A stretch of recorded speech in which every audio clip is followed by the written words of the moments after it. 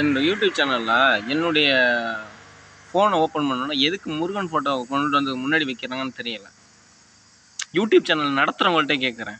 முருகனே ஒன்றுமே இல்லை, கோமணத்தோட போய் நிற்கிறான். அவனை கட்டி வச்ச 2 பொண்ணுங்களுமே இலுமினாட்டி பொண்ணுங்க.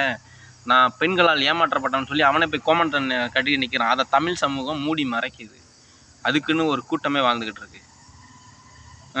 வள்ளி தெய்வான 2மே இலுமினாட்டி பெண்கள், 2 பேர்னாலும் நான் ஏமாற்றப்பட்டேன்னு சொல்லிட்டு அதையே மூடி மறைச்சு ஒரு பழத்தினால கோச்சிக்கிட்டு போய் கோமணத்தை கட்டிக்கிட்டு நிற்கிறான்னு சொல்லி அதையே ஏமாற்றப்பட்டவன்.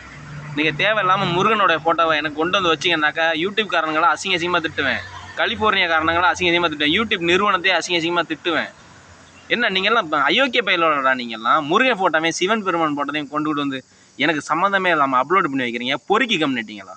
நீங்களாம் கிறிஸ்துவ மதத்தை சேர்ந்தவங்கடா. நீங்கள் ஏன்டா முருகன் ஃபோட்டோவை கொண்டு வந்து ஏன் மொபைலில் கொண்டு வந்து சேர்க்குறீங்க? இந்த ஒரு ஃபேக் ஐடிகளை வச்சுக்கிட்டு கொண்டு வந்து சேர்க்குறீங்க. எச்சகளை பொறுக்கி நாய்ங்களா?